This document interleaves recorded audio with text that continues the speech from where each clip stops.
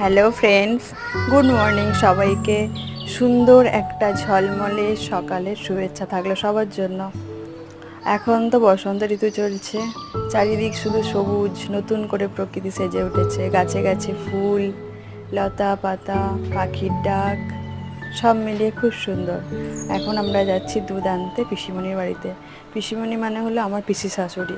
তো এটা গোয়াল, এই একটা গরু আছে, আরও গরু আছে অন্য গোয়ালে রাখা। আর পিসিমণির বাড়ি থেকে দুধ নিয়ে, আর গাছটায় দেখো কত পেঁপে হয়েছে।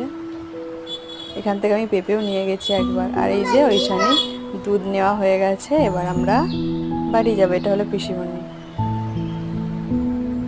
একটা বিড়াল যাচ্ছে, এখানে তো বিড়াল কুকুর মানে এত পরিমাণ সব সময় যাতায়াত করছে ঘরে বাইরে। আর এই রাস্তাটা আমার খুব ভালো লাগে।